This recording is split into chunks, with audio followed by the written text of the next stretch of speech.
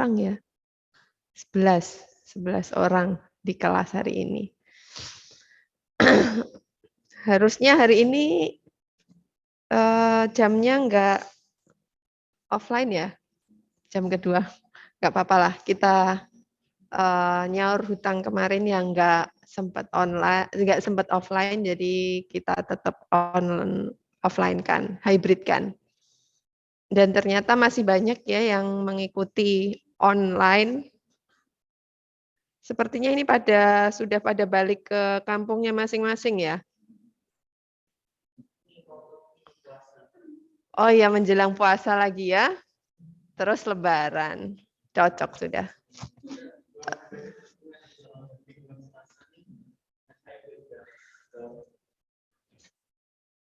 Ya, mungkin nanti kita puasa online lagi aja ya.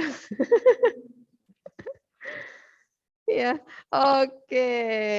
Kalau begitu saya lanjutkan kuliah hari ini.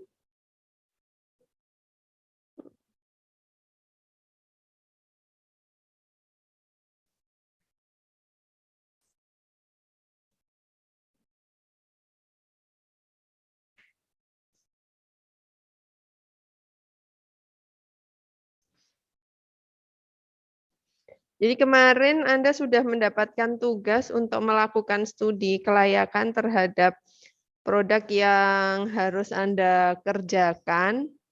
Masing-masing sudah di-assign ke produknya.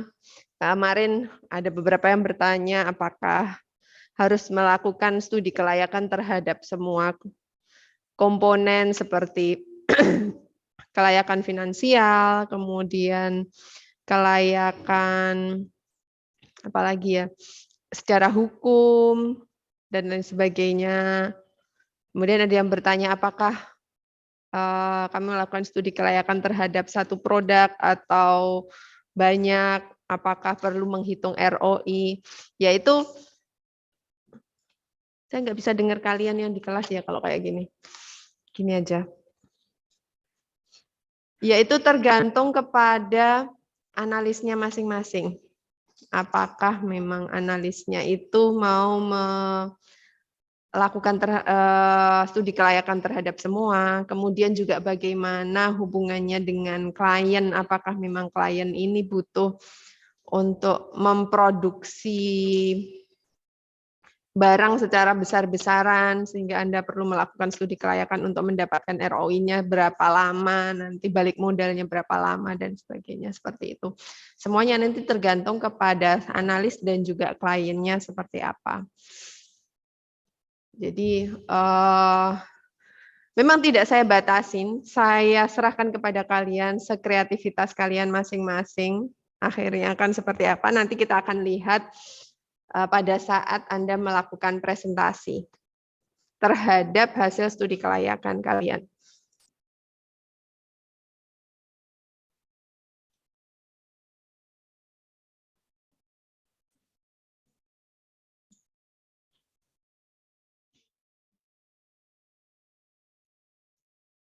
Jadi hari ini saya masih akan melanjutkan materi kuliah sebelum kita bahas terkait tugas kalian. Mungkin pada pertemuan selanjutnya akan dibahas tugas kalian. Sebelum itu kita akan melakukan,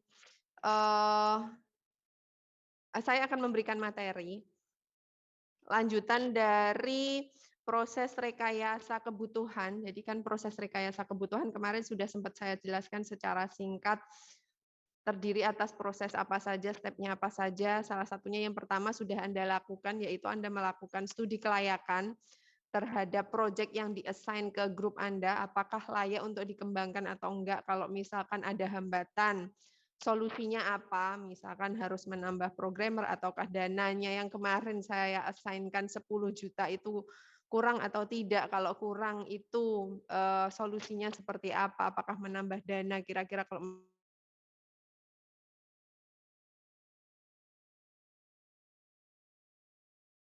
itu, let's say, proyek Anda layak untuk dikembangkan dengan berbagai solusi yang sudah Anda berikan gitu ya.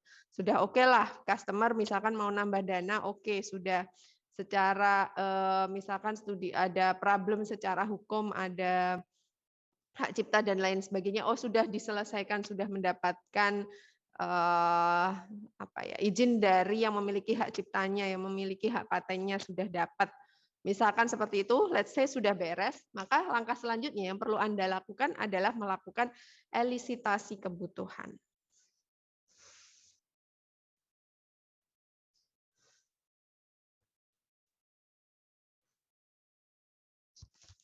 Yang online dengar ya suara saya? Aman, Bu.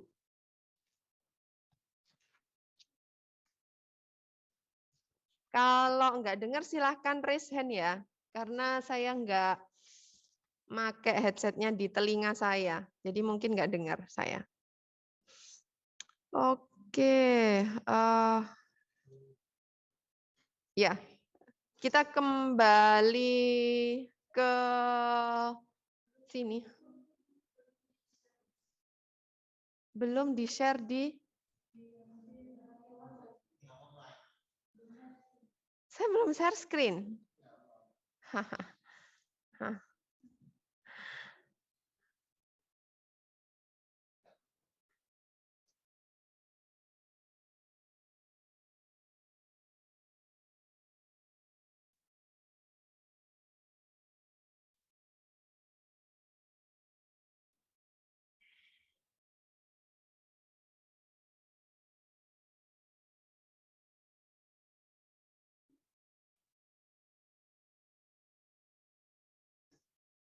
Sudah kelihatan kah?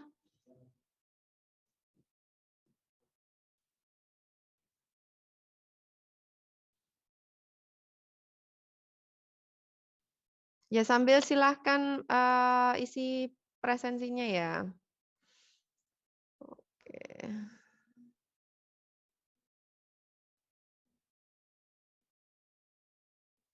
Saya lanjutkan. Ya, balik ke sini. Ini adalah software life cycle ya. Daur hidup software yang sebenarnya saya rasa Anda sudah sering mendapatkannya di hampir di setiap mata kuliah yang terkait dengan rekayasa perangkat lunak, pasti ini akan diulang lagi. Diulang lagi dan diulang lagi, di mana di awal itu adalah proses rekayasa kebutuhan itu paling awal. Kalau Anda lihat di paling depan itu, rekayasa kebutuhan, Anda harus melakukan itu terlebih dahulu, yang sedang kita pelajari dalam mata kuliah ini selama 1 semester. Ada rekayasa kebutuhan, baru hasil dari rekayasa kebutuhan kan Anda nanti mendapatkan requirement-nya apa saja, atau kebutuhannya apa saja. Itu yang kemudian akan menjadi modal Anda untuk melakukan proses perancangan.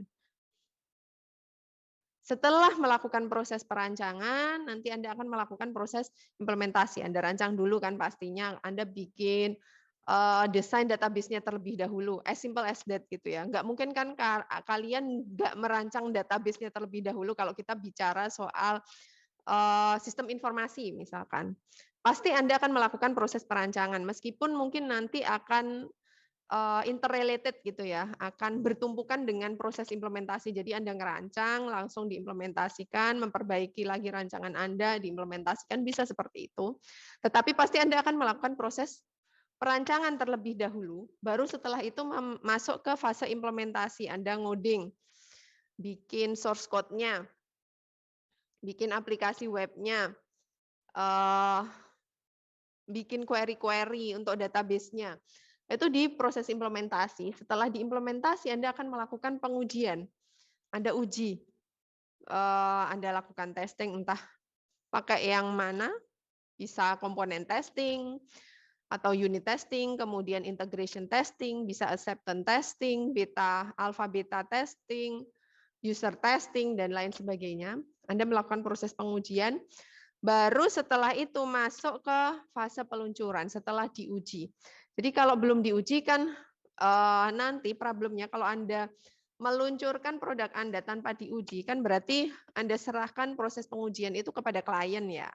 Artinya klien akan langsung menggunakan dan melihat ini aplikasinya ada error atau tidak, ada proses bisnis yang salah atau tidak, itu nanti akhirnya diserahkan kepada klien. Kalau Anda tidak melalui fase pengujian, langsung melakukan peluncuran, problemnya nanti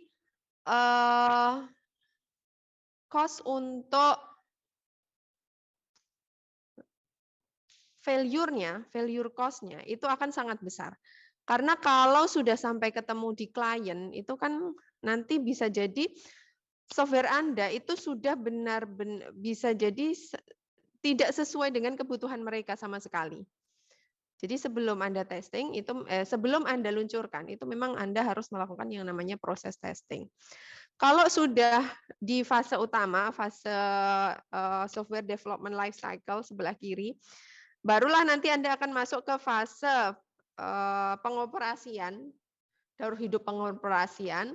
Di situ Anda melakukan proses perawatan, kemudian digunakan, dirawat lagi, misalkan ada code yang salah, ada report yang harusnya dibikin 2 row, dibikin 2 kolom, ternyata hanya dibikin 1 kolom, dan lain sebagainya, itu namanya memasuki ke fase perawatan. Seperti itu. Kemudian nanti Anda akan melakukan studi kelayakan lagi. Misalkan Anda mau nambah fitur baru atau mau mengintegrasikan dengan sistem yang baru. Anda melakukan studi kelayakan terlebih dahulu, apakah ini nanti bisa diintegrasikan dengan sistem yang lama dan lain sebagainya. Seperti itu baru masuk ke fase pengembangan ulang. Itu adalah software life cycle yang biasa Anda temui dalam setiap proses pengembangan. Dan di tiap mata kuliah RPL, pasti Anda akan ketemu dengan yang ini. Seperti itu. Nah, kalau aktivitas yang dari rekayasa kebutuhan sendiri, di sini kan di fase awal, di depan ini ada rekayasa kebutuhan. Nah, fase untuk rekayasa kebutuhan sendiri, yang pertama Anda lakukan, pertama pastinya Anda harus paham domainnya terlebih dahulu ya. Anda ini ngerjakan software untuk siapa, untuk problem apa, domain apa, apakah untuk domain kesehatan, ataukah untuk domain pertahanan keamanan, ataukah untuk security, ataukah untuk edukasi, itu Anda harus paham terlebih dahulu domainnya. Kalau sudah paham domainnya, saya mau ngerjakan software untuk apa sih? Anda baru masuk ke fase elisitasi yang akan kita bahas hari ini. Anda melakukan elisitasi kebutuhan. Setelah melakukan elisitasi kebutuhan, nanti akan hasilnya, hasil elisitasi itu akan Anda klasifikasikan, diklasifikasikan misalkan berdasarkan kebutuhan fungsional dan non-fungsional. Kemudian mungkin Anda klasifikasikan juga berdasarkan fungsionalitas tertentu. Ini fungsionalitas misalkan untuk mahasiswa, ini fungsionalitas untuk dosen gitu ya. Ada proses klasifikasi setelah proses elisitasi. Setelah itu Anda lakukan resolusi konflik. Kenapa? Karena di fase ini Anda setelah itu kan akan ketemu klien lagi, mengkonfirmasi apakah ini kebutuhan Anda. Kalau enggak, seperti apa? Sesuai atau tidak, kalau misalkan mereka mau nambah lagi. Nah, itu dilakukan proses resolusi konflik. Resolusi konflik, setelah itu masuk ke fase spesifikasi, Anda tuliskan. Masuk ke fase spesifikasi, dituliskan ke dalam sebuah dokumen yang biasa Anda sebut sebagai SKPL. Anda sudah pernah bikin mungkin di mata kuliah HPSI ya, bikin SKPL.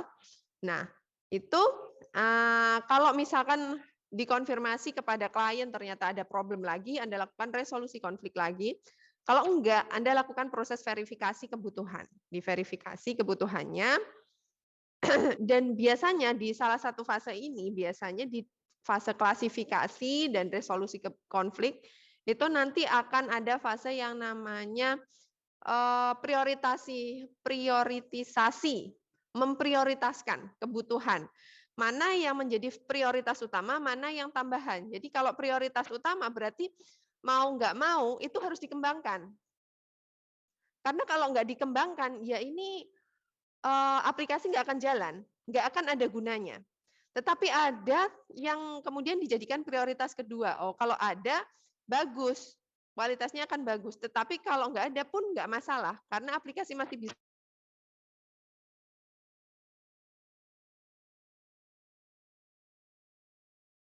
prioritaskan, membuat prioritas atas kebutuhan-kebutuhan yang sudah Anda klasifikasikan tadi. Nah, sekarang kita ke elisitasi kebutuhan. Ini berdasarkan secara formal, iya. Iya, silakan. Silakan.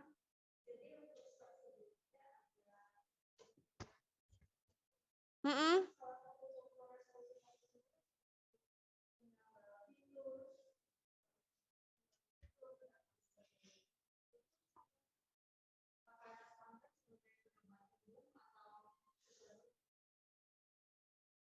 Ya, fleksibel ya. Ini biasanya bagaimana kemudian kedua belah pihak, baik developer maupun klien itu kemudian mencapai kesepakatan. Karena ini masih di fase awal ya. Ya tinggal kalau dari pihak kita kan sebagai developer gitu. Sebagai developer kemudian kita akan sampaikan ya dengan dana dan waktu yang sekian hanya bisa diprioritaskan yang ini. Sedangkan yang lainnya itu nanti kita lihat terlebih dahulu apakah dana dan juga waktunya mencukupi untuk pengembangannya seperti itu. Jadi fleksibel ya resolusi konflik. Yang penting di sini ada proses itu. Ada bagaimana kemudian kita sampaikan kepada klien, ini kebutuhan-kebutuhan yang saya temukan dari hasil ini elisitasi, dari hasil elisitasi seperti ini kebutuhannya, apakah sudah sesuai atau belum? Bisa jadi ternyata hasil elisitasi kita itu nggak terlalu dalam gitu ya. Oh ternyata muncul lagi pada saat proses resolusi konflik ini, seperti itu. Oke. Next adalah elisitasi kebutuhan ya. Elisitasi kebutuhan secara formal itu didefinisikan di bukunya Somerville and Sawyer, Software Engineering ya, bukunya Software Engineering tahun 97 ya, old ya. Kalian sudah lahir atau belum? Belum ya? Hampir, hampir. Lagi dibuat, belum dibuat malah. Pabriknya aja belum buka ya. Old sekali ya. Jadi berdasarkan bukunya Somerville, masih dipakai loh sampai sekarang bukunya. Itu adalah sekumpulan aktivitas yang ditujukan untuk menemukan kebutuhan. Jadi aktivitas apapun yang kita lakukan untuk kemudian menemukan kebutuhan dari suatu sistem melalui komunikasi dengan pelanggan, pengguna, dan pihak lain yang memiliki kepentingan dalam pembangunan sistem. Jadi kata kuncinya di sini adalah aktivitas. Aktivitas, kemudian menemukan kebutuhan, dan komunikasi. Jadi ada 3 kata kunci itu untuk melakukan proses elisitasi kebutuhan. Karena elisitasi itu kan kita nyari ya. Tujuannya adalah menemukan kebutuhan. Kita nyari kebutuhannya apa saja. Kemudian aktivitasnya macam-macam. Kita akan bahas nanti ada teknik-teknik untuk melakukan elisitasi kebutuhan. Itu kemudian setelah itu juga ada proses komunikasi. Jadi harus ada komunikasi dengan pelanggannya bisa, kliennya bisa. Klien belum tentu user. Karena itu Anda juga perlu berkomunikasi dengan usernya. Anda juga bisa berkomunikasi dengan pihak lain seperti misalkan pihak manajemen dari organisasi yang akan kita buatkan softwarenya ini tadi. Jadi misalkan masalah, oh ini prioritas utama, menurut manajemen bisa jadi itu prioritas utama, tapi menurut pengguna bisa jadi enggak. Nah ini proses untuk menemukan ini yang disebut sebagai elisitasi. Tujuannya apa? Yang pertama adalah kita ingin mengetahui ada masalah apa, balik ya. Kita ke problem. Problemnya apa yang perlu kita pecahkan? Dan juga kita perlu mengenali batasan-batasannya sampai mana. Sistem boundary-nya gimana. Karena seperti kemarin, seingat saya sampaikan di kelas ini bahwa garbage in, garbage out. Kalau masukannya, inputannya itu nanti garbage, sampah, maka outputannya juga akan sampah, hasilnya juga sampah. Makanya kemudian problemnya itu harus kita bisa definisikan dengan baik. Masalahmu tuh apa, Mr. Client? Masalahmu tuh apa? Jadi kita belum memberikan solusi, tetapi kita cari dulu masalahnya mereka apa. Baru nanti kita cari solusinya setelah itu. Kalau kita sudah menemukan problemnya apa. Setelah itu kita juga perlu mencari batasan-batasan sistemnya apa. Ada batasan-batasan misalkan di perusahaan klien itu mereka tidak menerima, misalkan tidak menggunakan pemrograman web. Jadi nggak pakai web, semuanya harus standalone. Misal seperti itu, ada batasan-batasannya. Jadi maka pengembangannya nanti juga harus sesuai dengan batasan-batasan itu. Atau misalkan semuanya harus under Microsoft, misalkan ya mereka Microsoft oriented gitu ya. Atau memang Anda mengembangkan untuk Microsoft. Kan berarti Anda ada batasan sistemnya. Semuanya harus kompatibel dengan Microsoft. Seperti itu. Itu batasan-batasannya harus Anda ketahui pada saat melakukan proses elisitasi kebutuhan.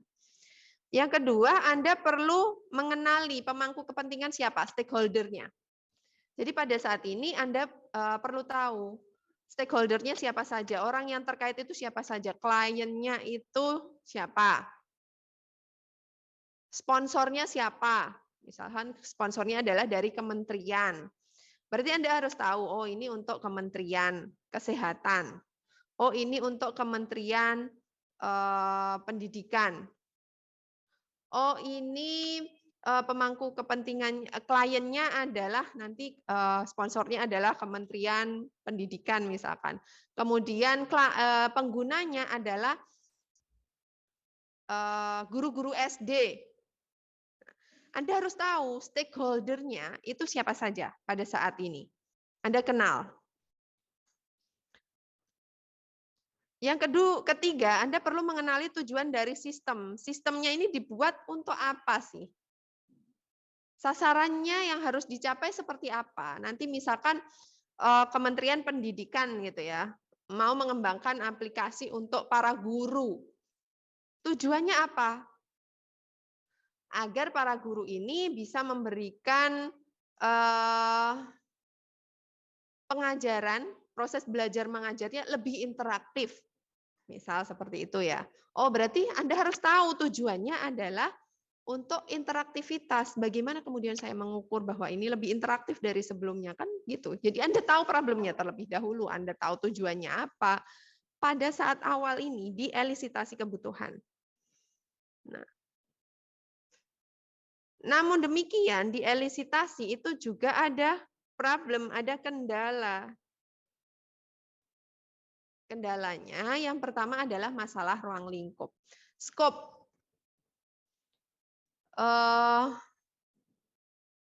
Kalau Anda semester lalu belajar tentang MPPL ya, MPPL semester lalu Anda mungkin kenal salah satu dari 10 trap, dari project 10 trap itu adalah scope creep.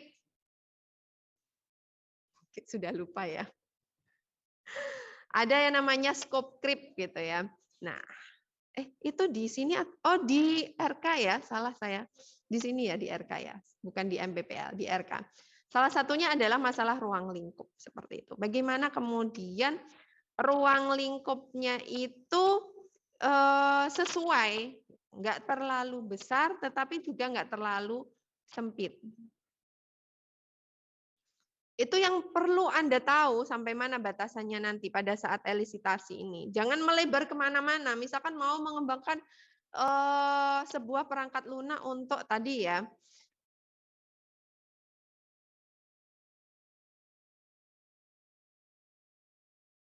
sama pihak manajemennya, dalam hal ini kementerian. misalkan ketemu sama perwakilan dari Kementerian Pendidikan gitu ya. Kemudian mereka ngobrolin, iya saat ini ada pendidikan di daerah timur tuh loh Mbak Ma, oh sangat susah untuk di ini kan gitu. Akhirnya ngobrolnya kemana-mana, minta yang pendidikan di timur itu gimana ya caranya agar jaringannya bagus, agar kita bisa berkomunikasi dengan guru-guru di timur agar mereka bisa mengenal teknologi dengan lebih baik. Sampai ke sana kemari gitu ya ngobrolnya, sampai minta di training lah, bikin gimana agar mereka bisa melakukan menggunakan misalkan komputer saja. Tolong nanti ditambah dengan training untuk guru-guru di timur, sampai kemana-mana gitu ya. Bisa seperti itu ketika Anda bertemu dengan klien Anda. Jadi awalnya itu tujuannya ke timur gitu ya. Tujuannya ke timur bisa kemudian berbelok ke barat. Sangat mungkin itu.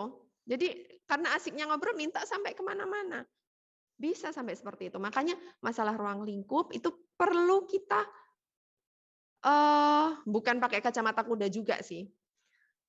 Memang masih bisa belok ke kiri, ke kanan, tapi jangan sampai batasannya itu melewati batasan yang seharusnya, terlalu jauh dari ruang lingkup yang seharusnya. Yang kedua, masalah di elisitasi ini adalah masalah pemahaman. Maksudnya seperti apa? Maksudnya adalah kita ini mengembangkan sesuatu yang bukan bidang kita. Anda mengembangkan sesuatu yang bukan bidang Anda. Semisal Anda mengembangkan software kesehatan. Kesehatan itu kan bukan bidang Anda. Ya kalau umum gitu, misalkan COVID gitu, Anda banyak tahu informasinya lewat internet seperti apa gitu.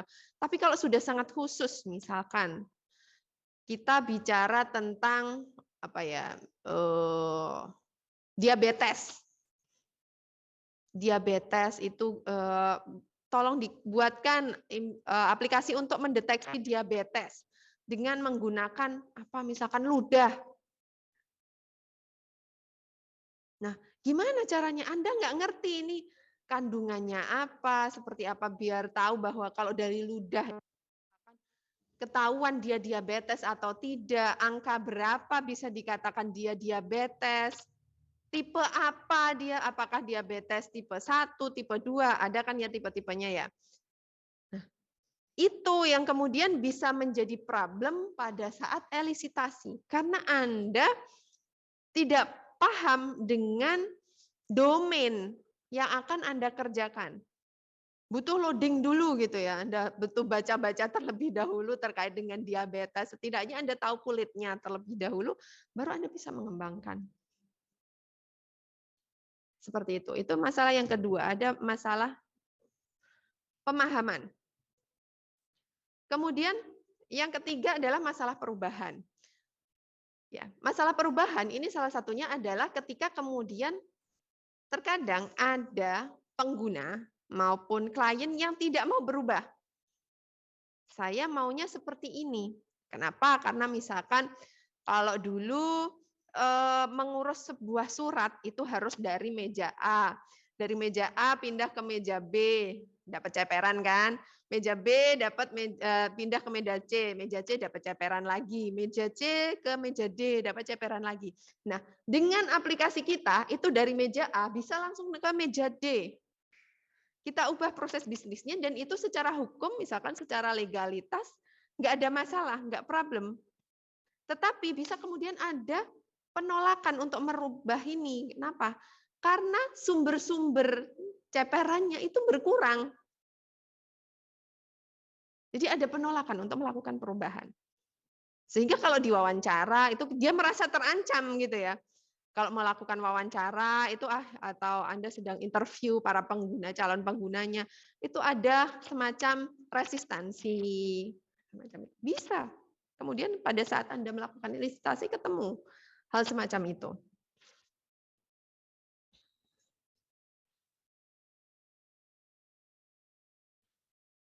Oleh karena itu, kemudian sistem engineers atau analis itu harus melakukan pengumpulan kebutuhan atau elisitasi ini secara terorganisir. Jadi jangan kemudian Anda datang gitu aja gitu ya, tanpa babi bu terlebih dahulu datang gitu aja. Misalkan saya mau akan wawancara ke Pak X, nggak bisa. Harus terorganisir. Misalkan kemudian Anda bikin surat resmi kepada manajernya, kami akan melakukan wawancara siapa saja yang mewakili pengguna X, pengguna Y, seperti itu. Jadi harus terorganisir dengan baik. Oke. Next adalah penyebabnya apa? Kok ada kendala-kendala seperti ini? Penyebab pertama adalah stakeholder-nya itu sering nggak tahu mereka itu sebenarnya butuh apa. Atau mereka tidak bisa mengungkapkannya dalam kalimat-kalimat umum. Kenapa? Karena mereka sudah terbiasa berbicara misalkan pakai bahasa. Kita mau mengembangkan aplikasi untuk seorang dokter gitu ya. Ya tadilah pakai untuk deteksi. Mereka sudah biasa menggunakan istilah-istilah yang nggak umum gitu. Ketika mereka berbicara dengan koleganya, itu biasa pakai kalau ngomong pakai itu tuh dianggap orang ngerti semua. Sama kalau kayak kita ngobrolin tentang apa ya, misalkan misal adalah kita bicara tentang software tertentu yang biasa kita pakai. Misalkan kita pakai mind mapping. Bisa jadi orang-orang umum tuh nggak tahu tuh, mind mapping itu apaan. Tapi kita sudah biasa dengan itu. Seperti itu. Jadi mereka nggak bisa mengungkapkan dengan bahasa-bahasa umum, kemudian mereka juga nggak tahu sebenarnya mereka tuh butuh apa. Mereka butuh itu sebenarnya, tetapi mereka nggak tahu, mereka nggak sadar bahwa itu adalah kebutuhan mereka, karena mereka bertemu dengan problem itu setiap hari. Jadi bagi mereka ini adalah sesuatu hal yang biasa, bukan sesuatu hal untuk diselesaikan. Padahal itu sebenarnya adalah problem bagi mereka. Yang kedua, pemangku kepentingan atau stakeholder tadi mengungkapkan permintaannya dalam istilah bidang mereka, yang kita juga nggak ngerti. Bidang kedokteran itu kan susah-susah ya istilahnya kadang. Kayak bahasa planet gitu ya, kalau kita mungkin ngobrol dengan, apalagi kalau sama dokter-dokter spesialis ya, kayak ini apa ini nggak ngerti istilah-istilahnya, atau yang biasa mungkin nonton medical series Grey Anatomy atau apa gitu ya, yang biasa nonton kayak gitu, ini istilahnya apa sih? Kadang akhirnya kita cari tahu gitu kan. Nah, kalau pas Anda melakukan wawancara mereka ngobrol pakai itu, Anda kan bingung, ini mau tak tulis pakai apa ya? Tulisannya gimana? Akhirnya kesusahan juga Anda mau mendapatkan kebutuhannya. Nah, ini yang susah juga. Makanya Anda kemudian butuh resolusi konflik tadi. Ketika kemudian antara beberapa pemangku kepentingan itu mereka memiliki permintaan yang berbeda. Si A minta ke barat, si B minta ke selatan. Bisa seperti itu. Jadi si A minta ke barat, si B minta ke selatan. Gimana solusinya? Ya pakai resolusi konflik tadi. Gimana nih, sudah didudukkan bareng-bareng, atau kalau enggak gitu, biasanya adalah Anda serahkan kepada manajemen yang lebih tinggi. Ini si A minta ke barat, Pak. Si B minta ke selatan. Yang benar, kami harus mengerjakan kemana? Serahkan kepada manajemen yang lebih tinggi. Seperti itu. Biasanya misalkan tadi mengembangkan aplikasi untuk guru tadi kan ya. Nah, kan ada guru A, ada guru B yang Anda wawancara. Si A mintanya fitur X, si B malah nggak mau fitur X itu ada. Gimana caranya? Kalau misalkan sudah nggak ketemu gitu ya, kita coba cari solusi nggak ketemu, serahkan kepada kementerian yang mendanai. Ini gimana? Yang mana yang harus kami kembangkan? Seperti itu. Jadi sangat mungkin nanti Anda ketemu model seperti itu. Bisa juga kendala itu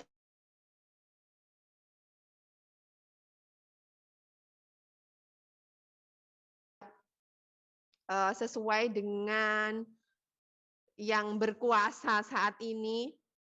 Misalkan Anda mengembangkan aplikasi untuk provinsi atau untuk dewan, tapi nggak sesuai dengan misalkan adalah partai politik tertentu yang berkuasa, nggak sesuai, bisa jadi kemudian ada problem. Seperti itu. Apalagi di Indonesia yang ya cukup berpengaruh ya politik itu.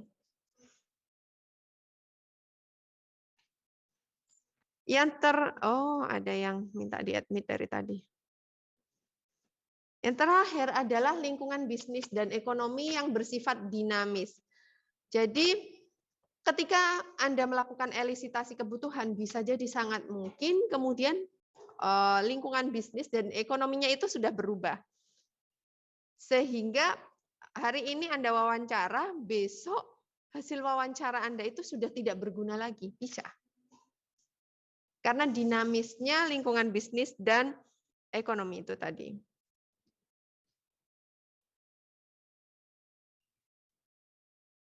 Nah, agar kemudian Anda sebagai seorang analis kebutuhan itu bisa melakukan proses elisitasi dengan baik, maka ternyata Anda itu juga butuh ilmu sosial. Jadi nggak bisa Anda hanya bermodal, saya itu seorang programmer yang bagus. Tetapi Anda untuk berkomunikasi kesusahan. Tidak paham bagaimana ngobrol dengan orang lain, bagaimana kemudian menggali kebutuhan sebenarnya dari klien, itu nggak paham, itu akan kesusahan untuk melakukan proses elisitasi kebutuhan. Jadi ilmu komunikasi itu yang paling mendasar harus dimiliki oleh seorang praktisi elisitasi. Selain ilmu sosial yang lainnya seperti Anda perlu tahu cognitive psychology. Jadi ketika klien Anda itu kesusahan menyampaikan kebutuhannya apa, mendeskripsikan kebutuhannya apa, Anda harus pintar-pintar menggalinya. Ilmu antropologi, oh ini asalnya orang dari mana nih? Gimana Anda berkomunikasi misalkan antara orang Jawa dengan orang Indonesia Timur, itu beda cara komunikasinya. Mereka teriak-teriak, itu bukan berarti marah. Iya kan? Mereka teriak-teriak misalkan, atau orang Medan lah. Orang Medan, ada yang dari Medan di sini. Nah, teriak-teriak bukan berarti marah kan ya? Beda dengan orang Jawa, kalem gitu ya. Bukan berarti marah, seperti itu. Ilmu antropologi perlu tahu juga. Jadi jangan kemudian kalau diteriakin orang sana gitu, waduh saya dimarahin ini, tidak tepat wawancara saat. Bisa jadi enggak, bisa jadi malah sebenarnya dia bersemangat gitu ya.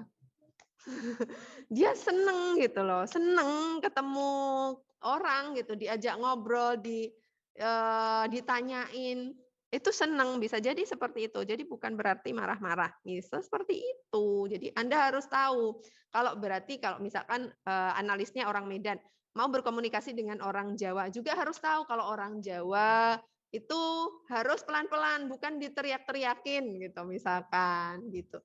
Jadi harus tahu. Ilmu sosiologi juga harus dipahami, ilmu bahasa. Ini yang perlu untuk kemudian Anda sebagai seorang analis nantinya perlu tahu. Oke. Next, langsung ke langkah-langkah elisitasi.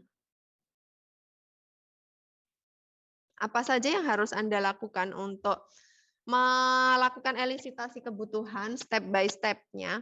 Yang pertama, perlu untuk mengidentifikasi orangnya ya. Yang mau Anda tuju itu siapa saja? Jadi identifikasi orang-orang yang akan membantu. Misalkan dari pihak manajemen siapa? Oh ini ketemu aja sama manajernya Mr. X, misal seperti itu. Kemudian untuk dari pihak pengguna siapa? Oh penggunanya Pak A, Pak B, Bu C, Mbak D, Seperti itu ya. Jadi identifikasi orang-orangnya terlebih dahulu. Setelah itu Anda perlu untuk menentukan lingkungan teknisnya. Nanti sistem ini akan ditempatkan di mana? Oh, ini akan ditempatkan di sekolah-sekolah. Oh, ini akan ditempatkan di departemen HRD. Ini akan ditempatkan di departemen keuangan. Oh, ini akan ditempatkan di kantor provinsi. Anda perlu mengidentifikasi itu, lingkungan teknisnya. Lalu Anda juga perlu mengidentifikasi ranah permasalahannya. Jadi problemnya itu apa? Kemudian menentukan metode elisitasinya, mau Pak nanti di bawah saya akan jelaskan beberapa metode elisitasi atau beberapa teknik elisitasi yang mau Anda gunakan itu yang mana. Anda tentukan terlebih dahulu. Setelah itu Anda meminta partisipasi dari orang-orang yang sudah Anda identifikasi tadi sebanyak mungkin. Dari yang sudah diidentifikasi itu Anda hubungi sebanyak-banyaknya. Kemudian dari sekian banyak itu siapa saja yang bersedia untuk Anda hubungi lebih lanjut. Semakin banyak nanti bias dari proses identifikasi kebutuhannya itu akan semakin kecil. Karena Anda akan mendapatkan sudut pandang yang berbeda. Jadi kalau misal Anda menentukan metode elisitasinya pakai wawancara gitu ya. Jangan hanya mewawancara satu orang. Tapi harus beberapa orang. Kenapa? Mewakili sudut pandang yang berbeda. Yang kemudian dengan begitu Anda akan melihat problemnya itu dengan lebih baik lagi. Ada problem apa sebenarnya di organisasi tersebut? Kalau Anda hanya mewawancara satu orang, ya hanya dapat dari satu sudut pandang saja. Itu kurang luas. Akhirnya bias kebutuhan yang Anda identifikasi itu tadi. Yang keenam adalah mengidentifikasi kebutuhan yang ambigu.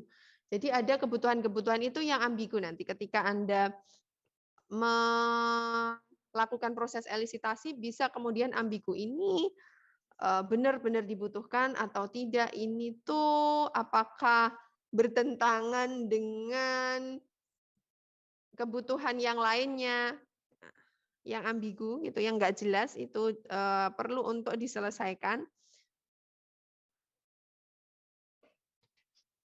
Setelah itu juga Anda perlu membuat skenario penggunaan untuk membantu kliennya nanti atau usernya mengidentifikasi kebutuhan yang utama itu yang mana saja.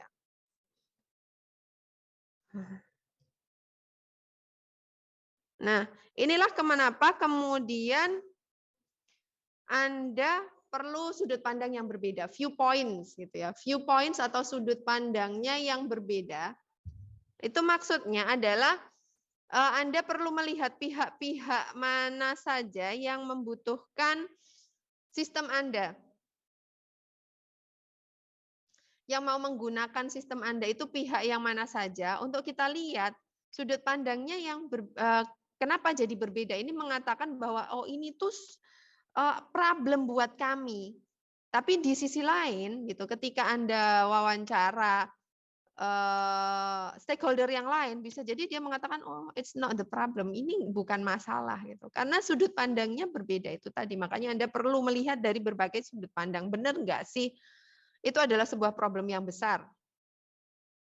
Dengan begitu Anda nanti kalau Anda sudah memiliki viewpoint yang berbeda, Anda akan bisa mengelompokkan pemangku kepentingannya dan sumber-sumber kebutuhannya. Anda lihat di sini ya ilustrasinya. Anda lihat ilustrasinya, mereka sama-sama berada di atas sebuah let's say kubangan air. Yang satu mengatakan ini enggak dalam kok. Yang satunya mengatakan ini dalam.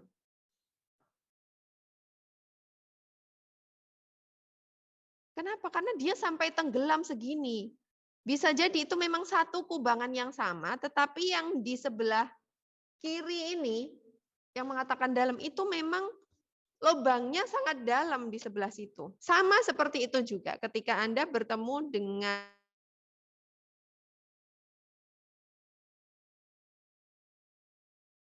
si B, itu sudah menyelesaikan semua problem itu sampai mereka harus lembur-lembur lah. Kenapa? Reportnya itu Mbak, terlalu banyak hal-hal yang nggak penting itu harus direportkan. Harus sedetail ini. Padahal ini nggak sebanyak itu. Si manajernya, si A-nya, mengatakan nggak masalah selama ini. Kenapa? Karena dia cuma nerima, tinggal tanda tangan doang. Padahal yang di bawah ini harus merangkum report yang susahnya minta ampun.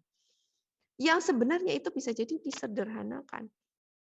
Jadi seperti itu. Kenapa kemudian kita butuh sudut pandang yang berbeda. Viewpoint-nya agar kita bisa lihat, oh kalau dari kiri, oh benar ini banyak problem di sini. Dari kanan, oh nggak kelihatan memang problem tersebut.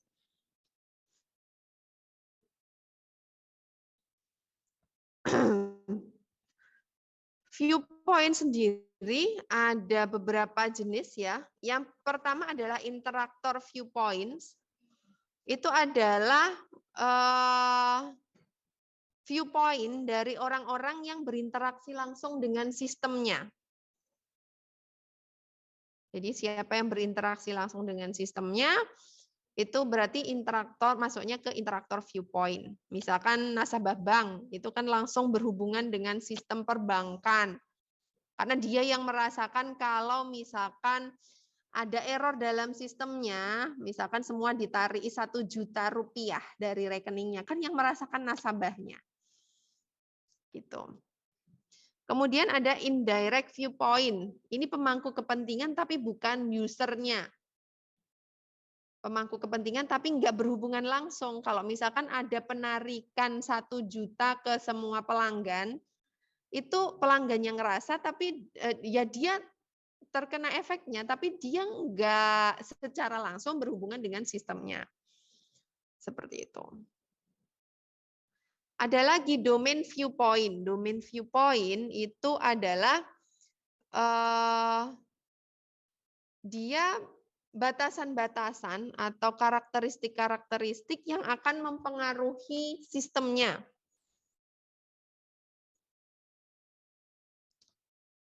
Ini apa ini ya? Ini contoh pemangku kepentingan atau stakeholder pada sebuah ATM. Saya skip aja ya.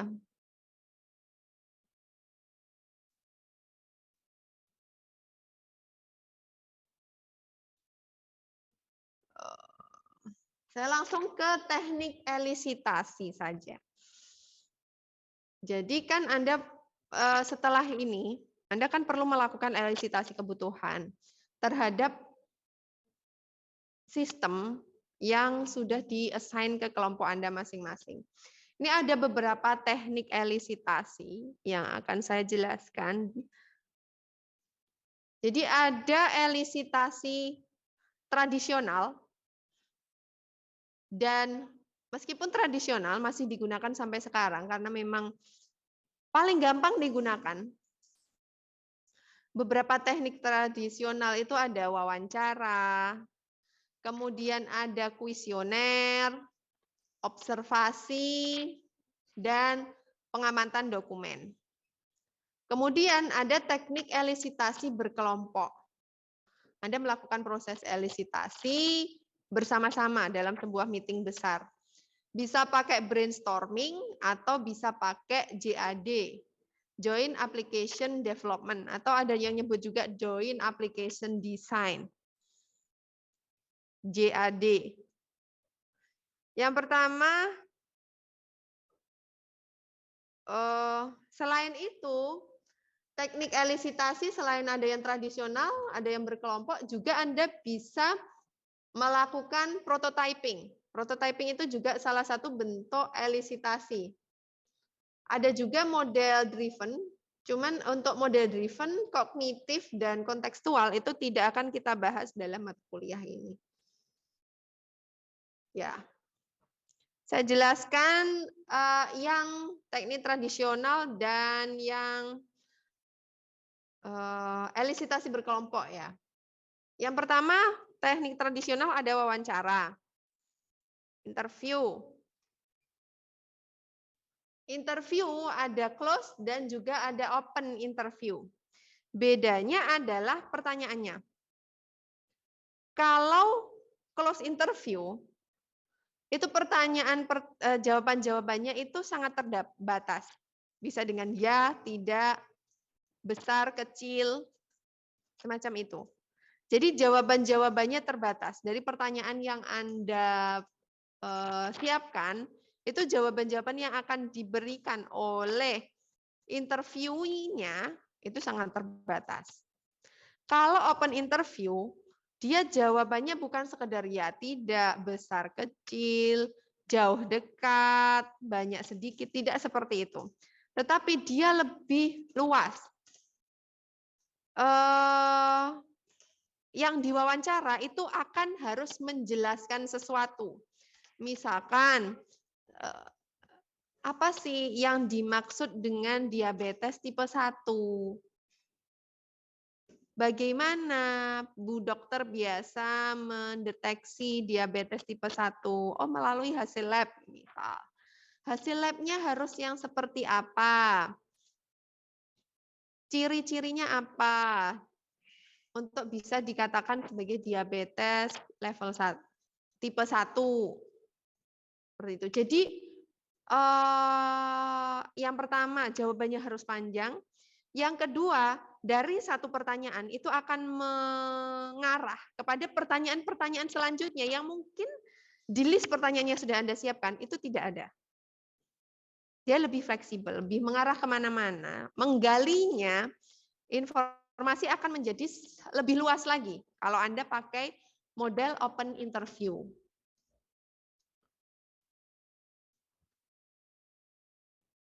Ketika Anda mau melakukan interview, ada beberapa langkah yang harus Anda lakukan nanti. Yang pertama, pilih dulu yang mau Anda wawancara siapa. Misal ada yang kemudian mewakili dari pihak manajemen, ada yang mewakili dari pihak pengguna. Anda cari orangnya siapa aja. Oh, pengguna pun misalkan harus ada di level yang berbeda. Misalkan yang pertama adalah level karyawan biasa yang membuat report setiap hari. Kemudian ada pihak yang memvalidasi report tersebut atau memverifikasi report tersebut dan seterusnya. Itu. Jadi Anda harus memilih narasumbernya terlebih dahulu. Yang kedua, Anda bikin janji, kapan yuk meeting?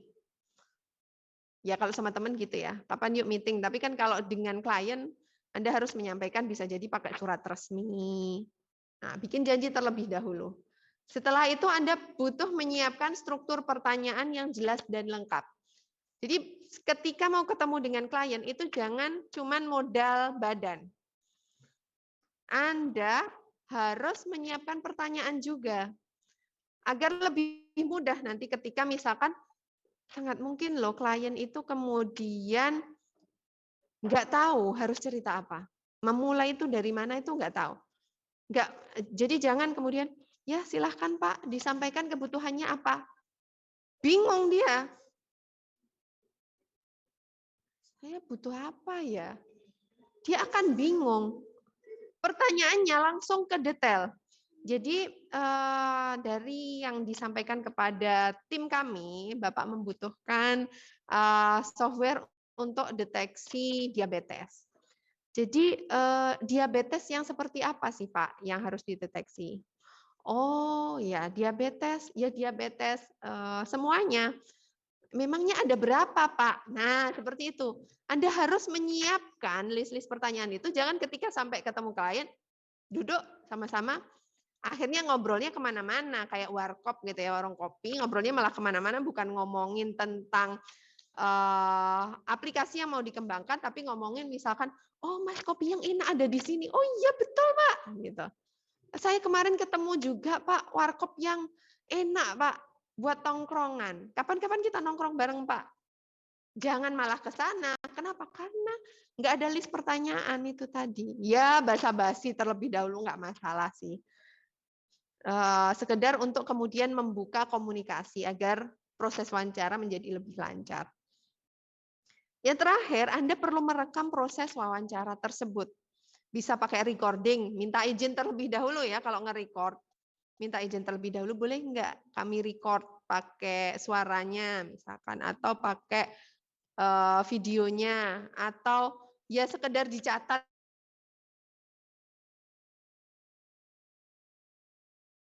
Harus ada recordnya. Lalu, ya meskipun wawancara tadi disebutnya sebagai salah satu teknik tradisional, tetapi tetap ada keuntungannya ya, kita melakukan proses wawancara itu. Yang pertama, dengan kita melakukan wawancara, Anda dapat mengukur respon dari narasumbernya. Apakah responnya baik enggak sih kalau kita mau mengembangkan aplikasi ini? Apakah kelihatannya dia akan menerima dengan baik, bekerja sama dengan baik atau enggak? Atau dia malah seperti menolak dikembangkannya aplikasi ini. Anda bisa mengukur respon narsumnya. Kemudian wawancara ini juga cocok untuk tipe permasalahan yang tidak terstruktur. Terutama kalau Anda pakai konsep open interview ya, nanti ceritanya akan menjadi lebih luas. Kemudian Anda juga bisa menunjukkan kesan interviewernya. Oh, Anda sebagai seorang analis atau interviewer itu sangat terbuka kok dengan permintaan klien, sangat ramah, sehingga kliennya menjadi nyaman ketika nanti menyampaikan kebutuhan-kebutuhannya. Lalu juga bisa memunculkan respon dari nasunnya itu dari awal. Namun ada kerugiannya juga. Kerugiannya adalah butuh waktu dan biaya. Kalau Anda sih nanti kan sekedar mewawancara teman Anda dari kelompok lain ya, nggak akan butuh biaya. Tapi Anda butuh waktu. Waktu itu kalau dalam bisnis akan dikonvert ke dalam cost. Makanya butuh waktu dan biaya. Kayak kalau misalkan Anda mau mewawancara orang di kementerian atau mewawancara para guru-guru tadi. Anda kan butuh naik taksi atau butuh naik motor yang itu butuh bensin ke sana.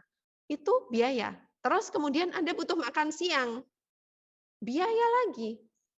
Ya kalau cuma 1-2 kali. Belum yang diwawancara ini tadi, kadang minta makan siang juga. Itu butuh biaya. Makanya kemudian waktu dan biaya. Kalau Anda pakai interview. Yang kedua, interviewernya atau pewawancaranya itu harus punya pengalaman. Sudah melalui pelatihan. Karena kalau enggak, susah loh menggali kebutuhan sebenarnya dari klien itu. Kalau Anda nggak punya kemampuan komunikasi yang baik, itu susah. Memang ada ya tipe-tipe orang yang nggak usah di training pun, dia sudah ini ya, gampang berkomunikasi dengan orang, kemudian dia apa ya, fleksibel gitu, ketemu siapa saja tuh oke gitu, dan dia pinter banget menggali gitu. Menggali informasi itu pinter banget. Tapi ada orang-orang yang nggak bisa kayak gitu kalau nggak di-training terlebih dahulu. Orang-orang introvert itu kan susah ya berkomunikasi dengan orang lain. Ya, saya sendiri itu sebenarnya orangnya introvert. Butuh training puluhan tahun, akhirnya saya bisa berani ngomong di depan mahasiswa seperti ini gitu. Makanya butuh pelatihan dan juga pengalaman. Semakin Anda memiliki pengalaman, semakin tahu, oh gimana sih caranya menggali orang model kayak gini nih. Gimana menggali kebutuhan-kebutuhan mereka tanpa harus mengarahkan mereka berbelok ke sana kemari. Itu butuh pengalaman. Kerugian yang lain atau kekurangannya yang lain dari teknik wawancara adalah hasilnya cukup subjektif. Kenapa? Karena yang Anda wawancarai cuma orang-orang itu aja. Hanya beberapa orang saja. Nggak mungkin kan Anda kemudian mewawancara seluruh karyawan yang ada di perusahaan. Seluruh guru yang akan menggunakan aplikasi. Nggak bisa. Makanya dia sangat subjektif hasilnya. Yang terakhir, terkadang sulit untuk menggali pengetahuan narsumnya. Dokter gitu ya, Anda tanyain, digali banyak, pengetahuannya susah. Susah untuk menggali pengetahuan sebenarnya yang ada di otak mereka, mendownload otak mereka ke dalam hasil wawancara itu susah. Itu kekurangan dari interview.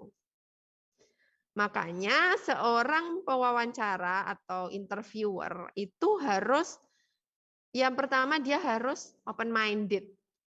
Terbuka pikirannya menerima apa saja gitu ya. Saya terima kebutuhan apa yang Anda sampaikan dengan tangan terbuka. Nah, nanti kan tinggal setelah itu Anda lakukan klasifikasi dan prioritisasi. Jadi dibuka aja, mari silahkan. Sampaikan kebutuhan-kebutuhan Anda, open minded. Disampaikan yang kadang tidak sesuai dengan kondisi masyarakat normal pun silahkan terbuka, open mind. Kita harus open mind gitu.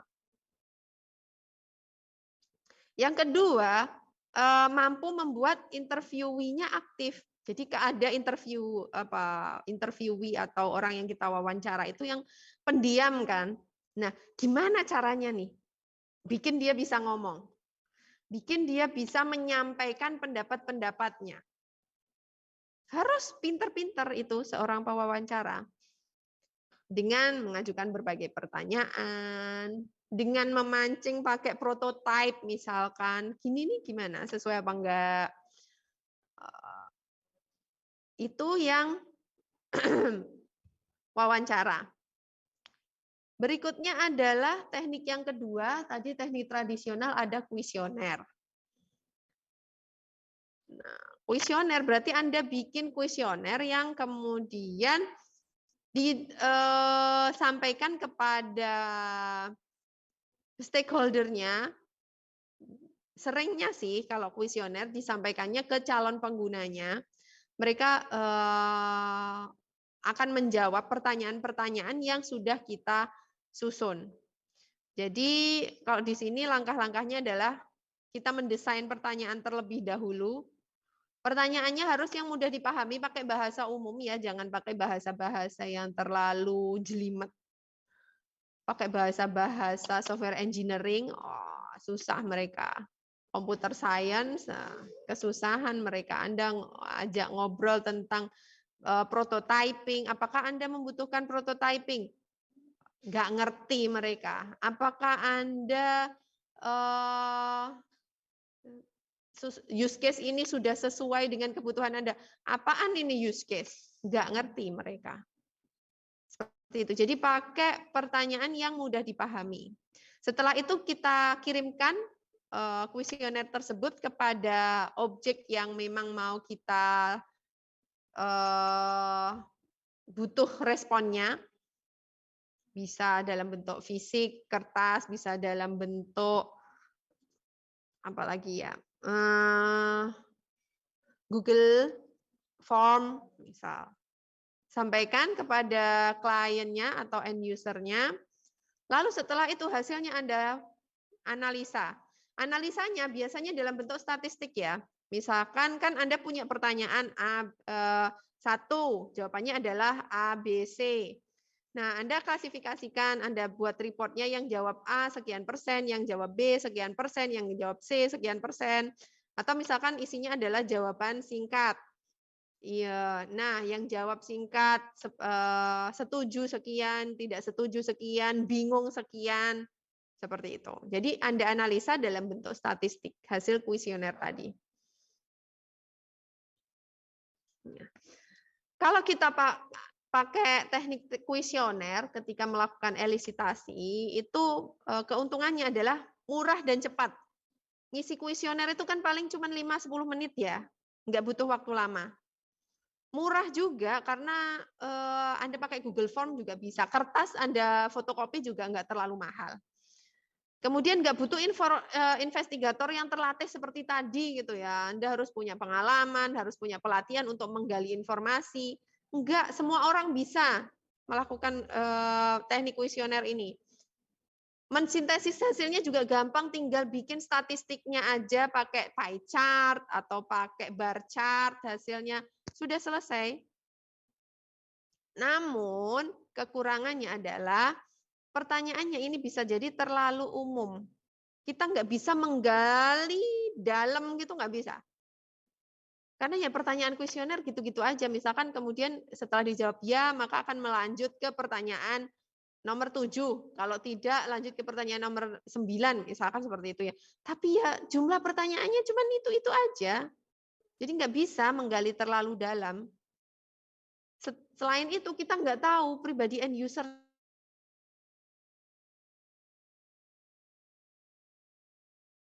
aplikasi yang akan kita kembangkan, kita nggak bisa tahu responnya seperti apa. Karena responnya rendah itu tadi. Itu kalau pakai kuesioner ya. Lalu ada teknik observasi. Observasi atau pengamatan. Anda mengamati di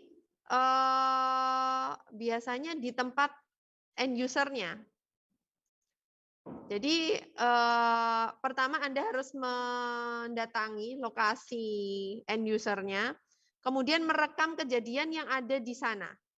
Misal kita pakai contoh tadi ya, kita mau mengembangkan aplikasi untuk Kementerian Pendidikan untuk para guru agar bisa mengajar dengan lebih interaktif.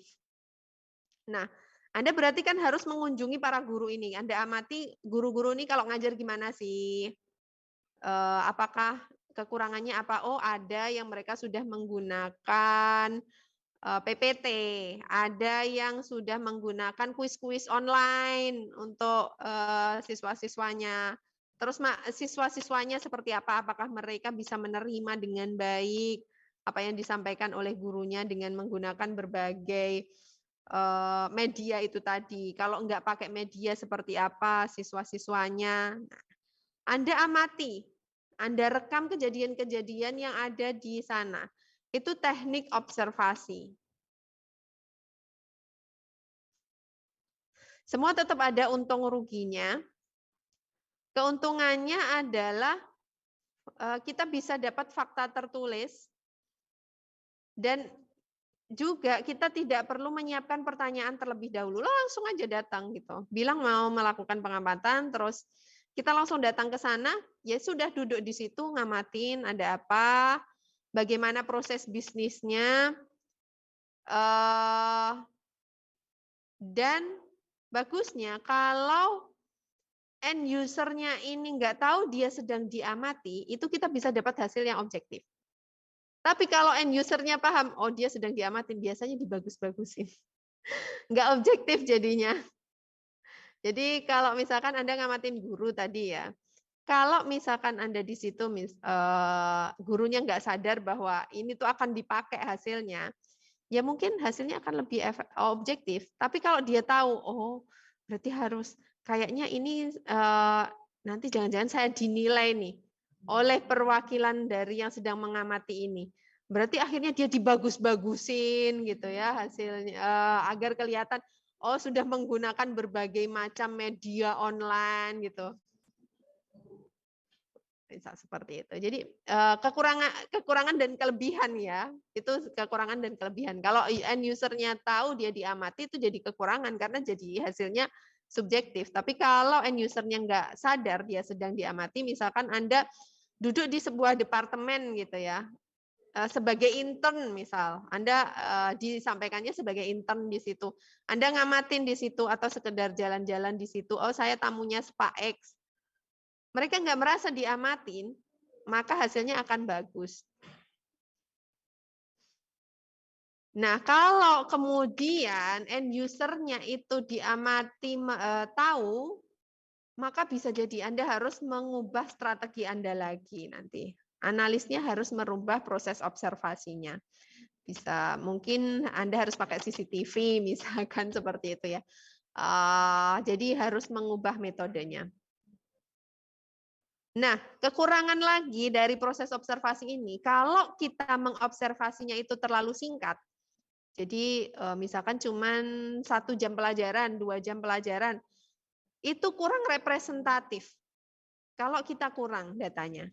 Kurang representatif, proses bisnisnya seperti apa, misalkan oh ada problem memang. Bisa jadi problem kan nggak muncul pada saat kita sedang mengamati. Karena itu butuh data yang lebih besar, butuh waktu pengamatan yang lebih lama agar kemudian hasilnya itu cukup representatif. Teknik tradisional yang terakhir adalah pengamatan dokumen. Jadi pengamatan dokumen itu adalah Anda diperlihatkan dokumen-dokumen yang ada, misalkan di sini Anda mau mengembangkan aplikasi untuk membuat report gitu ya. Nah, Anda diberikan report-reportnya itu ada apa saja, disampaikan kepada Anda. Nah, yang Anda amati itu adalah dokumen-dokumen tersebut. Dokumen-dokumen utama dan laporan-laporan berdasarkan DFD-nya, data flow diagramnya. Ada dokumen apa aja, Anda kumpulkan. Setelah itu Anda catat setiap dokumennya. Oh, ini formnya isinya ada item ini. Penggunaannya yang form ini itu dalam sehari ada 1000 halaman dipakai. Sedangkan form yang ini hanya 10 kali, form yang ini hanya 1 kali, seperti itu. Perlu dicatat frekuensinya serta struktur dokumennya. Kalau kita pakai pengamatan dokumen nanti, keuntungannya minimal interupsi. Jadi kan Anda tinggal ngamatin gitu ya, nggak ada yang menginterupsi Anda. Dan dia hasilnya bisa Anda jadikan sebagai kamus data. Jadi kan Anda butuh kamus data ya. Nah, hasilnya bisa hasil dari pengamatan dokumen tadi bisa menjadi kamus data yang kemudian Anda bisa gunakan sebagai pertimbangan kalau mau melakukan modifikasi prosedural. Sayangnya kadang untuk organisasi-organisasi yang bisnisnya besar dan menggunakan banyak dokumen, pengamatan dokumen ini bisa jadi butuh waktu yang sangat lama. Kayak misalkan pergudangan gitu ya. Anda mau mengembangkan aplikasi untuk pergudangan, kemudian di situ ada banyak sekali dokumen pergudangan. Oh, ini ada dokumen untuk barang masuk, ada barang keluar, jenis barangnya apa. Itu masing-masing sendiri. Kemudian laporan tiap gudangnya, section sebelah sini itu masih isi berapa dan sebagainya. Itu dokumennya banyak. Nah, dan itu frekuensinya cukup besar, maka pengamatan bisa sangat lama untuk proses pengamatan dokumennya saja. Jadi tergantung nanti Anda melakukan pengamatan dokumen kemana. Nah, sekarang kita langsung ke teknik elisitasi berkelompok. Untuk teknik elisitasi berkelompok ada brainstorming dan JAD. Brainstorming itu tujuannya membangkitkan atau memaksa peserta. Jadi dalam meeting besar gitu ya, kita undang stakeholder, kita paksa mereka untuk mikir. Ayo mikir sama-sama. Anda paksa mereka untuk mikir. Anda harus bisa memaksa mereka. Nah, untuk teknik brainstorming ini bisa bekerja untuk kalau anggotanya atau meetingnya itu berisi antara 4 sampai 10 orang. Di dalam meeting tersebut, baik itu wakil dari klien maupun developer. Nah, nanti ada satu orang yang berperan sebagai ketua, bisa jadi dari manajernya klien misalkan, atau yang paling sering itu dari project manajernya developer, dari pihak developer.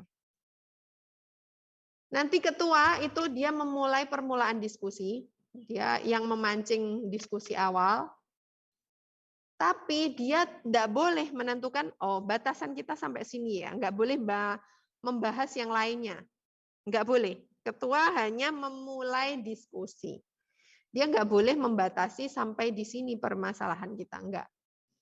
Untuk fasenya itu ada 2 fase, ada generation phase dan consolidation phase. Maksudnya adalah generation phase ini awal pemulaan memulai diskusi sampai melakukan diskusi. Keluarin aja semuanya, ide-idenya semua dikeluarin dari semua yang hadir dalam meeting brainstorming ini. Ketemu semuanya, sampaikan semuanya, nggak boleh dibatasi ya. Semua harus dikeluarkan.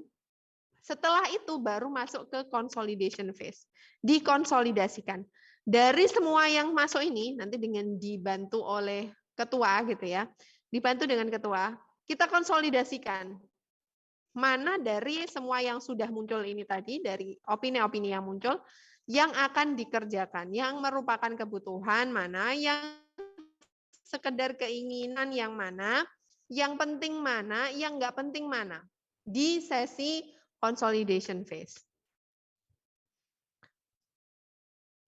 Yang kedua, teknik untuk elisitasi berkelompok ada JAD. JAD atau joint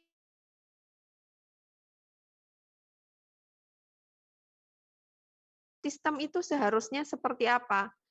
Tujuannya adalah untuk menjembatani gap komunikasi antara desainer dengan end user.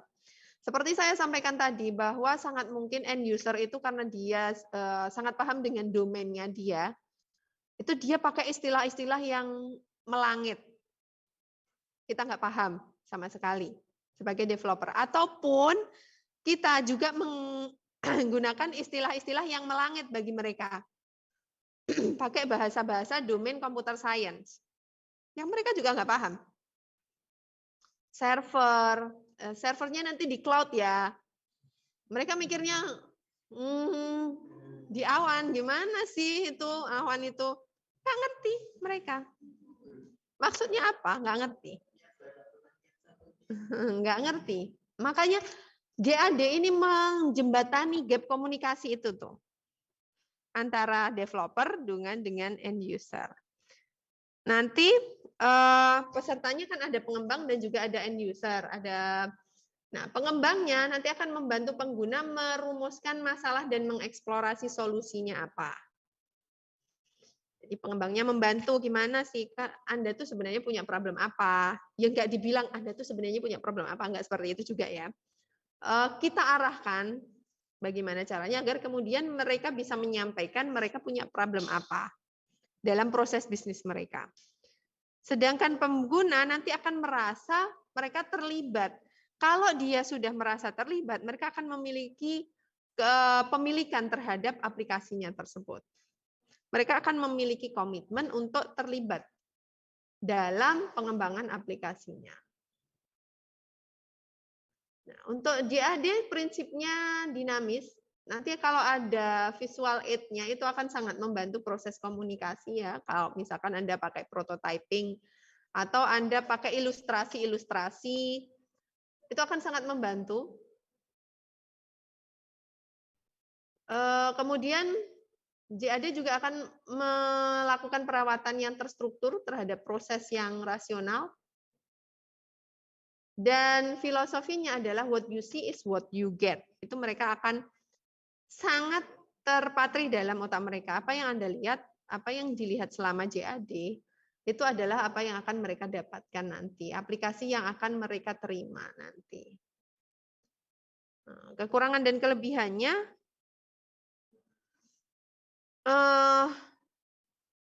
kelebihannya terlebih dahulu, dia ada kerjasama pengembang dan end user, nanti akan memudahkan proses prototyping. Jadi nanti form-formnya yang kurang itu apa, dan sebagainya. Pada saat prototyping, itu akan terbantu karena ada keterlibatan end user.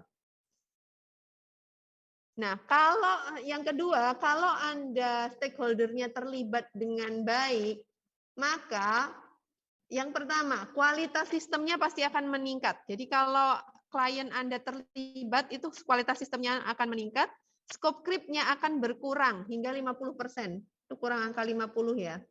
50%. Lalu implementasinya di klien itu juga akan lebih mudah, lebih murah. Karena mereka sudah terlibat dari awal, maka trainingnya itu juga nggak akan butuh waktu yang lama. Kekurangannya, nah kalau JAD itu kekurangannya karena dia meeting ya. Meeting itu ada kemudian beberapa yang mendominasi meeting. Ngomong aja gitu ya, setiap meeting tuh yang ngomong tuh dia. Yang mengarahkan tuh dia, ada seperti itu. Kekurangannya di situ. Yang kedua kekurangannya adalah proses analisis sistemnya menjadi lama dan kadang kita mau bikin janjian untuk ketemu sekian orang itu agar free semua, sulit. Ya kalau sekedar kalian sesama mahasiswa itu sama-sama tahu jadwalnya kapan gitu ya, bisa ketemuan. Tapi kalau sama pihak klien kan harus jam kerja, hari kerja, yang kadang mereka ada yang satu meeting di luar kota, ada yang satunya harus tugas kemana, ada satunya harus mengerjakan laporan, itu susah menemukan waktu yang tepat. Selain itu, dananya ternyata juga cukup besar. Oke, sampai di sini sebelum saya sampaikan tugasnya, apakah ada yang mau ditanyakan, didiskusikan, baik yang di kelas maupun yang ada di rumah, online?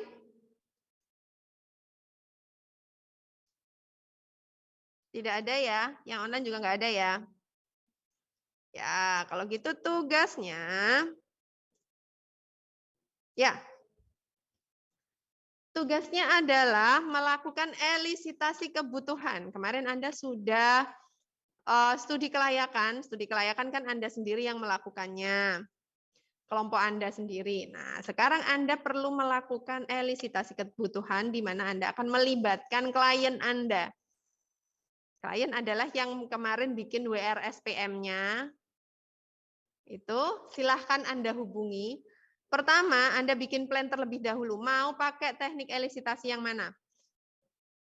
2 teknik elisitasi tradisional dan 1 elisitasi berkelompok. Bisa pakai JAD atau bisa pakai brainstorming.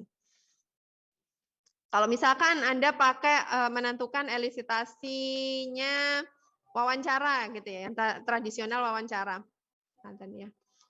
Wawancara break dulu ya sebentar ya, mendengarkan azan ya.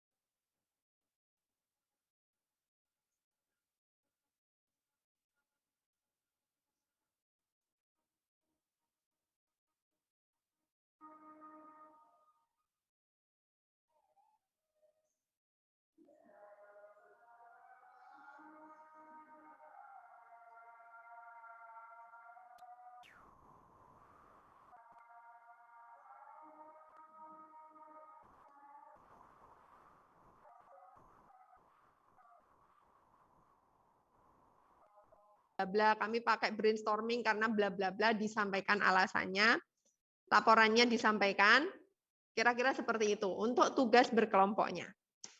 Ada pertanyaan terlebih dahulu? Saya cek dulu kelompok yang ada di sini. Apakah ada pertanyaan dari yang online? Tidak ada. Dari yang di kelas?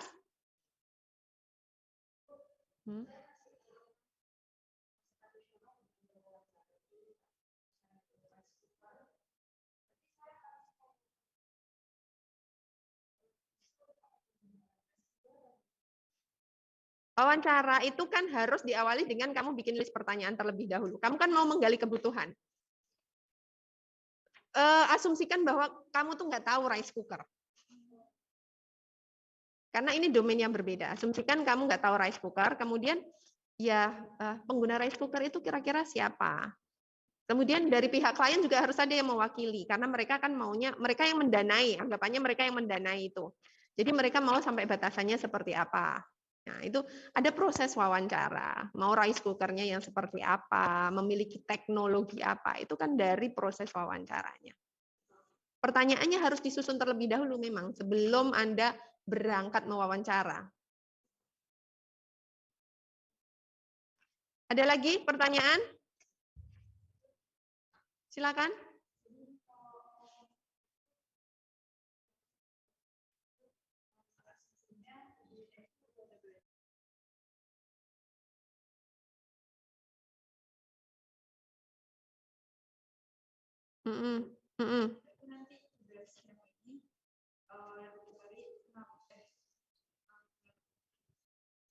Menggali.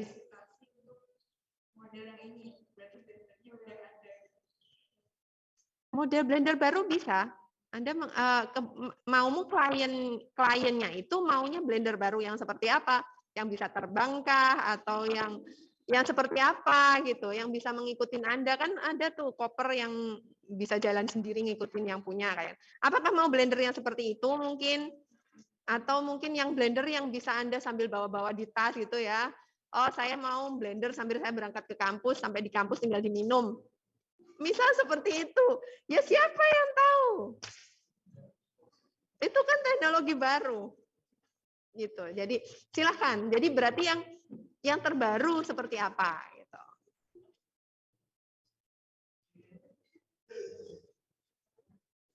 Tapi harus itu tadi ya. Klien kalau Anda pakai teknik wawancara, klien juga harus dilibatkan karena meskipun misalkan cuma satu orang gitu ya. Karena nanti yang menentukan batasan itu adalah kliennya. Sistem boundaries-nya itu ada di klien. Ya. Jadi boleh Anda mau wawancara siapa aja, teman-teman kamu, satu kosan itu boleh. Kalau pakai wawancara, karena mereka jadi end user-nya. Menurut kalian mereka akan jadi end user-nya. Dari rice cookermu, blendermu, atau yang lainnya. Seperti itu. Data itu harus ada ya. Mereka end user, misalkan memang mahasiswa ya bisa jadi dia end user. Itu yang pertama tugas kelompok. Kalian mau UTS-nya pas puasa atau minggu depan? Saya berikan pilihan. Survei ya, saya survei. Yang di kelas maupun yang online ya. Bagi saya sama aja. Tapi kalau UTS itu nanti online ya, nggak di kelas. Nggak di kelas, online. Jadi saya rencana pakai kuisnya yang ada di classroom.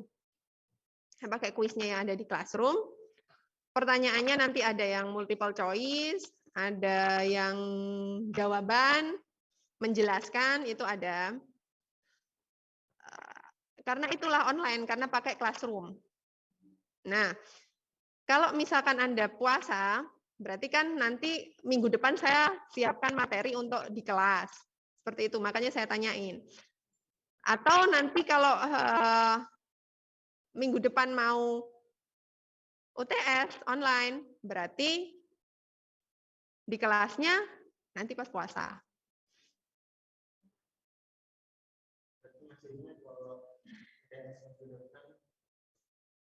Atau mau UTS minggu depan sekaligus kelas. Puasa minggu pertama Anda libur.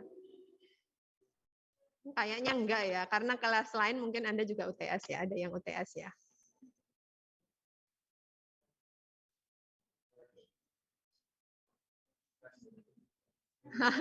Ya, ya yang di kelas dulu ya, yang online nanti belakangan habis ini.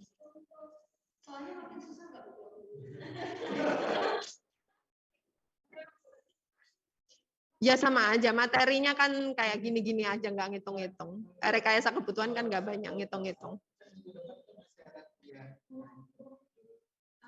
Ya menyesuaikan nanti, menyesuaikan. Berarti ada tambahan materi untuk masuk ke UTS-nya.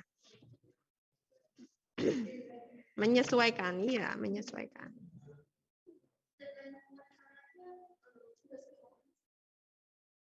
Tergantung kalian milih UTS duluan atau milih.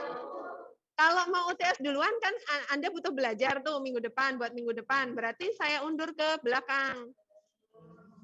Kalau enggak, ya berarti minggu depan ini UTS-nya belakangan. Ini kelas ini yang saya kasih opsi, kelas lain enggak.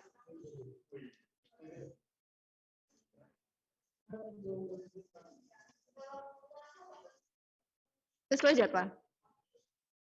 Kalau UTS sesuai ya kapan minggu depan maupun pas puasa minggu pertama kan ya, itu sesuai jadwal. Cuman online, karena pakai classroom kan sama aja kalian di sini ataupun di rumah kan ya sama aja. Wong saya juga cuma nungguin kalian ngerjakan aja. Ya kalian bahas dulu aja ya, saya beri waktu, nanti saya segera dikabari agar ini deadline-nya juga sudah jelas gitu. Saya akan menyesuaikan, saya gampangan aja. Seperti itu.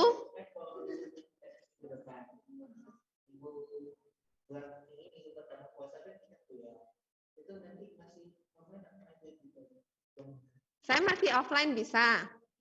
Minggu pertama puasa masih bisa offline kuliah. Minggu pertama dan kedua mungkin. Sampai teknik elisitasi ini.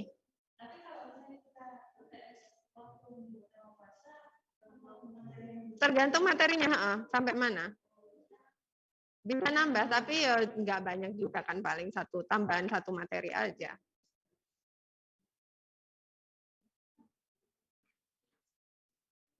Termasuk nanti akan saya tanyakan tugas-tugasnya ya.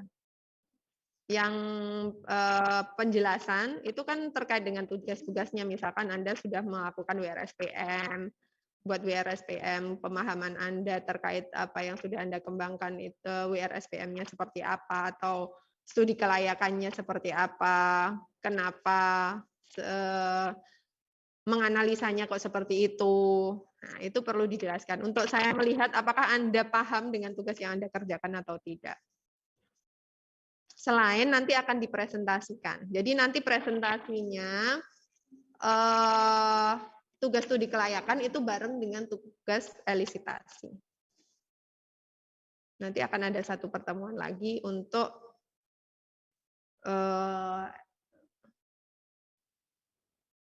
enggak.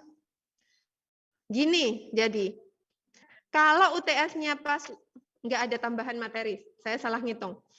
Kalau UTS-nya pas puasa, minggu pertama kan ya, minggu pertama puasa, berarti minggu depan itu Anda presentasi tugas ini sama studi kelayakan. Kalau UTS-nya minggu depan, berarti presentasi studi kelayakan dan tugas elisitasi itu pas minggu pertama puasa. Gitu. Jadi tetap materinya tetap, saya salah hitungnya. Materinya tetap. Silahkan dibahas dulu ya dan difikirkan. Karena saya nungguin nanti lama. Jadi seperti itu, materinya tetap hanya di switch aja. Presentasi tugas studi kelayakan dan elisitasi. Di switch aja waktunya. Oke, seperti itu. Ada pertanyaan terlebih dahulu sebelum saya akhiri kelasnya? Nah, itu ya tugasnya silahkan dikerjakan. Nanti akan saya siapkan di classroom. Di mana deadline-nya menunggu keputusan dari kalian. Saya akhir, ya silahkan.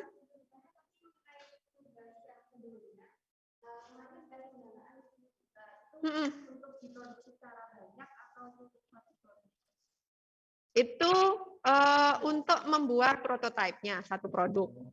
Prototipe satu produk 10 juta.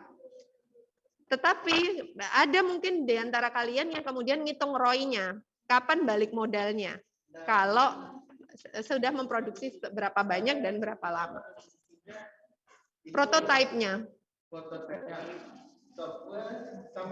Software dan hardware. Prototipe software dan hardware. Makanya saya butuh studi kelayakan. Ada yang mungkin kalau sekedar simple gitu ya, misalkan apa kemarin hand heater yang buat panasin tangan di kamar mandi itu mungkin butuh dananya nggak besar karena komponennya nggak banyak. Softwarenya juga mungkin nggak banyak. Jadi mungkin 10 juta cukup. Tapi kayak misalkan mesin cuci gitu, harusnya nggak akan cukup segitu buat bikin prototipenya. Makanya saya mau melihat studi kelayakan kalian seperti apa.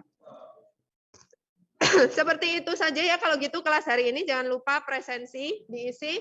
Yang online sudah tidak ada pertanyaan ya. Saya akhiri kuliah hari ini. Sampai ketemu lagi minggu depan online atau offline.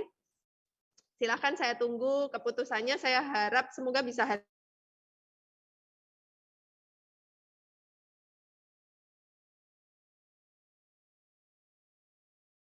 wabarakatuh. Terima kasih, Bu. Sama-sama.